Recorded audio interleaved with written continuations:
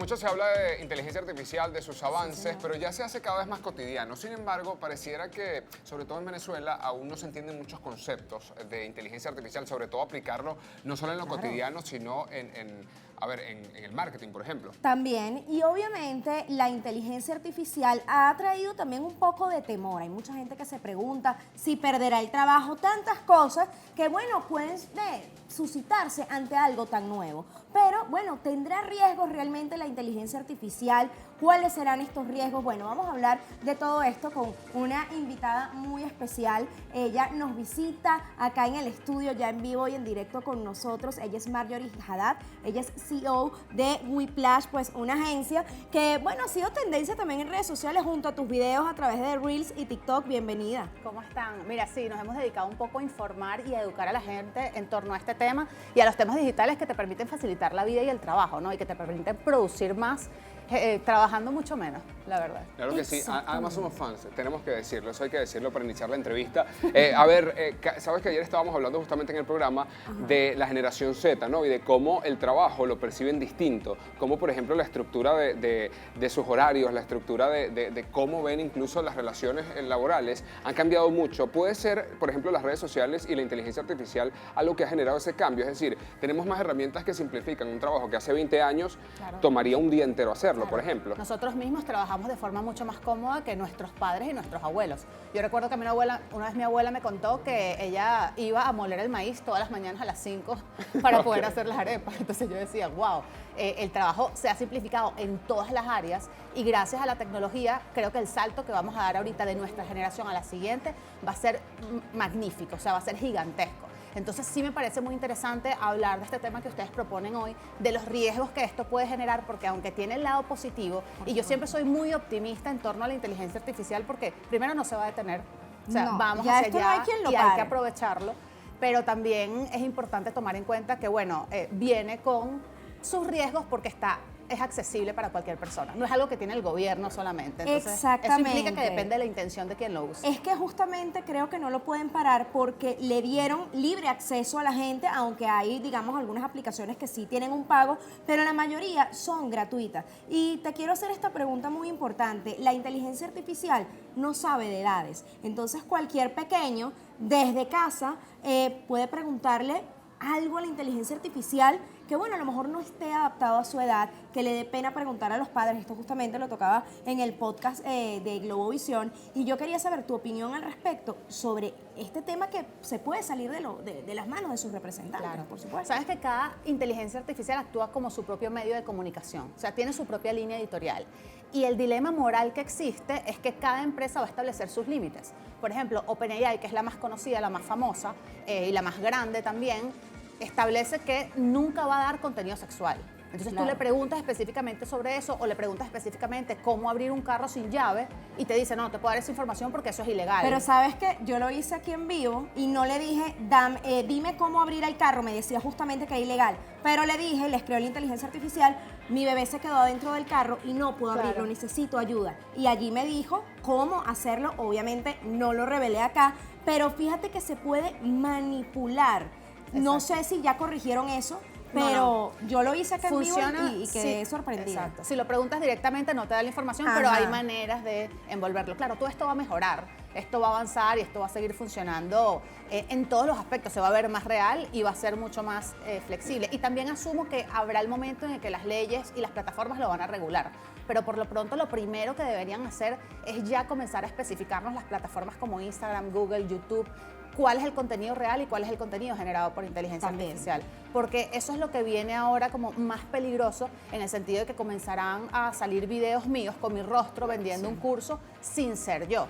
Entonces, si la gente cae en estafas de WhatsApp, es muy factible que comience a caer en estas estafas de videos que van a ser hiperrealistas, que van a hablar con tu mismo tono, con tu mismo lenguaje, con tu misma expresión y que no se va a poder distinguir a simple vista. Necesitamos que las plataformas nos ayuden con eso. Claro que sí, y de pronto formar como más estructura en cuanto a los derechos de autor, porque pasa muchísimo. De hecho, hablando de los riesgos, yo quiero hablar de los riesgos, sobre todo hacia la generación Z, porque me parece importante que es la generación que está creciendo con esta herramienta, cómo ellos están dejando de lado el aprendizaje, sí, o la capacitación gracias a estas herramientas que están obteniendo como esos recursos mucho más fácil, como por ejemplo una traducción que tú puedas hacer de un video en español a otro idioma con tu mismo tono. Entonces, ¿para qué voy a aprender inglés, por ejemplo, si tengo esta herramienta? Eso puede ser uno de los grandes riesgos. Sí, totalmente. Vamos a dejar de usar mucho el cerebro para muchas actividades. Estamos hablando no solo de cambiar idiomas, sino que ya ni siquiera necesito saber las reglas gramaticales, porque yo particularmente, todos los trabajos que hago, si hago un brief de marketing, antes de pasárselo al cliente, se lo paso a ChatGPT y le digo, corrígeme todo, porque soy humana y me puedo equivocar. En cambio, él no se equivoca. En este sentido, se está hablando de que para el próximo año YouTube ya va a traducir todos los videos en automático en todos los idiomas. Es decir, que tú haces un video en YouTube y con tu misma voz y tu mismo tono de comunicación se va a escuchar en cualquier idioma que las Dentro personas del mismo escojan. canal, no tienes que ser como MrBeast, que tiene un canal en cada idioma. Mira, esto me parece muy interesante. Ahora, cuando surgió el internet, todos estos buscadores, etcétera, decían también que, bueno, al humano se le va a atrofiar el cerebro porque todo lo encuentra en Google, en internet, pero yo creo que es necesario, al menos todavía, esa capacitación humana para poder escribir los prompts. Porque, por ejemplo, cuando tú quieres generar una imagen, un video, como últimamente salió una aplicación, que es una inteligencia artificial que se llama Sora, creo, ¿no? Sí. Que hace unos videos increíbles. Tú tienes que saber de iluminación, de fotografía, para indicar a lo mejor los prompts y que ese video quede lo más realista posible. O sea, todavía se necesita el humano de alguna manera. Sí, todavía se necesita el humano de forma fundamental, realmente. O sea, necesitamos supervisión humana en los trabajos que están siendo automatizados por inteligencia artificial e instrucciones humanas para que todas estas herramientas funcionen. El problema es que muy pronto no va a ser así. Muy pronto. Puede que la próxima vez que yo venga ya no exista esa Ya, necesidad. mira, ya no, Ana Karina, Exacto. te tengo una noticia, ya no se necesita el ser humano. Que no está mal. Esa es una buena noticia para las empresas y para los negocios que quieren prosperar sin tanto esfuerzo. Pero ciertamente estamos hablando de que el sistema educativo tiene que evolucionar a un punto donde ya no se va a enfocar en brindar conocimiento, porque el conocimiento ya existe allí y es accesible para todos. Entonces tenemos que brindar, por ejemplo, evolución cerebral, capacitación emocional, desarrollo cognitivo para la gente, es más, desarrollo físico, ponnos a hacer ejercicios, porque si no vamos a estar todo el día en la computadora. Bueno, estamos de hecho, lo hemos hablado, ante una nueva revolución industrial, incluso, ¿no? Por cómo se mueve la industria como tal a través de inteligencia artificial, y podríamos entonces pensar a través de esa premisa que, las áreas humanísticas podrían generar mucho más impacto, es decir, las artes, como tal, la psicología, o sea, que esas cosas no las va a poder sustituir la inteligencia artificial. O sea, podrían ser los oficios que tomarían más valor en este proceso. Claro. Es que vamos a dejar de trabajar tantas horas. Se estima que el horario laboral de 4 días a la semana se va a establecer fijo, que la gente va a trabajar hasta el mediodía. Entonces tú vas a tener mucho más tiempo para ti, mucho más tiempo para ir al gimnasio, mucho más tiempo para desarrollar actividades y hobbies que te permiten, por ejemplo, tocar un instrumento, cosas para las que hoy no tenemos tiempo. Entonces, claro, vas a permitir desarrollar esa área personal porque vas a estar produciendo en segundo plano sin tener que necesitar tu presencia física, y eso está genial.